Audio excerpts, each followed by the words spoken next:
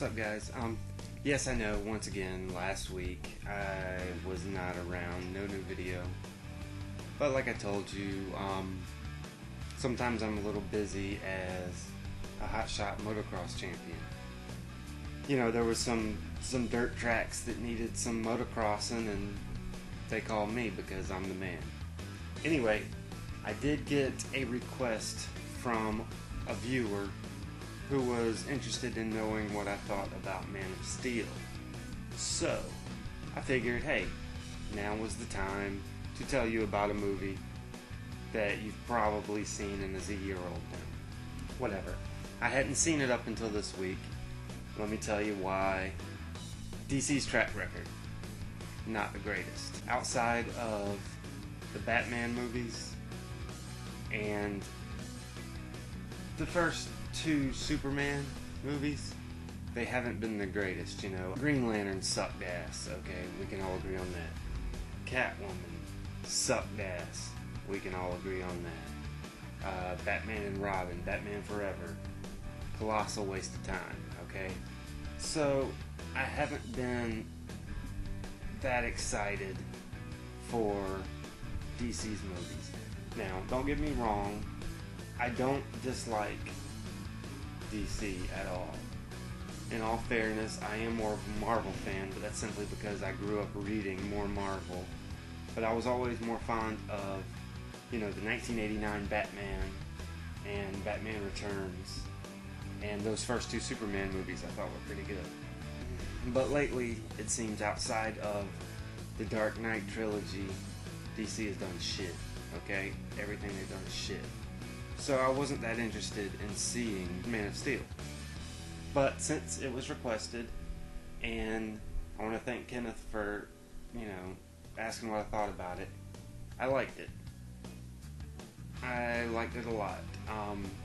It may be a little controversial, but I liked it more than the Dark Knight trilogy. That's right, I said it. The Dark Knight trilogy, it's not something that I'm just going to turn on and just watch for a good time. I have to actually be in the right frame of mind to watch it, okay? It's so dense and heavy that it's not just a good time movie, which is what I want a lot of the times. This one, there was so much action in it that you can just sit there and watch it and enjoy it. The reviews of this movie are split right down the middle. You know, you've got the people who think it's incredible, and you've got the people that think it's horrible. I haven't seen too many reviews that are just in the middle saying, okay, it's good, but whatever, blah. It's not like the Ninja Turtles, which was just blah. This one, I think, falls into the same camp as The Amazing Spider-Man 2. If you're a huge fan of the character, I think you're going to dislike it more than people who just have a passing knowledge of the character. I fall more into the latter category because I'm not a huge fan of Superman. I never read a whole lot. I mean, obviously I know, you know, his origins and all that kind of stuff and who he is, but I was never a die-hard read every issue fan. So I loved the new modern take on it. I loved the way it spent that time on Krypton before everything went down. I liked this Zod better than the Superman 2 Zod. There's a lot of heat on it about the destruction. That last fight scene I thought was incredible. Yeah, it went on forever and ever, but it was pretty friggin' amazing. It's hard to do flying right in a movie. They did just an amazing job on it, and I dug it. It reminded me of my motocross, you know, day job. Yeah, I thought that old Henry C, and I say Henry C because I don't remember how to pronounce his last name, but I thought he did a great job as Superman. He's got the look down. We'll call him Henry Canadian because I think he's Canadian, right?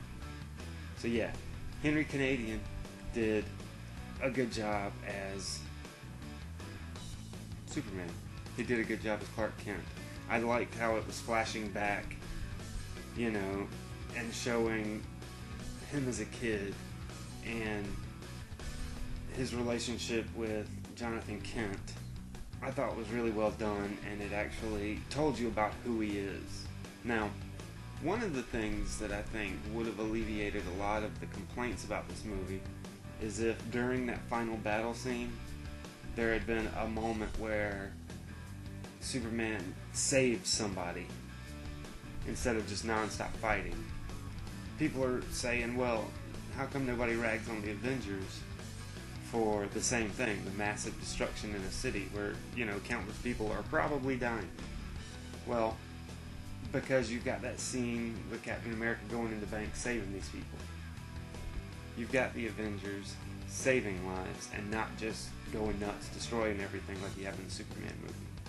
And I get that. I can see that because that's, you know, one of his defining traits. I kind of chalk it up to, you know, maybe he's a little less experienced. He's not, you know, he's not fully Superman yet until the very end, when he has to make that decision to snap Zod's neck like a little bitch.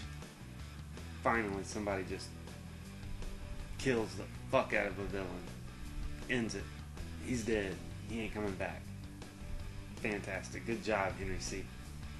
I really liked it, and I was shocked about how much I liked it. You know, once again, considering DC's track record. And what concerns me now is moving forward, you know, with the Batman v Superman Dawn of Justice. I think, and I've said this before, but what makes the Marvel Cinematic Universe work is they took their time building the groundwork. They didn't have Iron Man and then, you know, an Iron Man Captain America team up leading up to the Avengers. No, they had, each one had their own individual movies to build that universe. And I'm just concerned that Warner and DC is cramming too much into the sequel. Not just Batman and Superman, but, you know, Wonder Woman, there's rumors of Aquaman and Flash. I just think it might be too much too soon. Hopefully I'm wrong, because I really want it to work, because I love that. Like I said, more than the Nolan trilogy of Batman movies. Yeah, anyway, so there you go, Kenneth. That's what I think about it. What did you think? Leave comments down below. And if you've got a request for a movie you want me to talk about or anything, just leave the comment down below and I'll do what I can. Now it's time for, oh shit, what did I call it? I can't even remember. The Netflix nerd suggestion of the week or something like that. Whatever, something you can watch on Netflix. This past week or so, my son and I have been watching nonstop Spider-Man and His Amazing Friends. You know, the old cartoon from the early 80s. And I never realized just how cool it was, you know, with Spider-Man and Firestar and Iceman. But there's so much more in there. You know, they fight the Red Skull, Dr. Doom, the Goblin. I never thought I would see in a Saturday morning cartoon a giant swastika. And there was in one episode where they're fighting Red Skull. That's some cool stuff. And they keep the characters close enough to the origins and all that stuff that I really dig it. And if you haven't seen it, or you haven't seen it in a long time, go back and check it out, because it actually does still hold up. So anyway, that's it. Time to go motocrossing again. Dirt tracks need crossing. So, until next time, peace, bitches.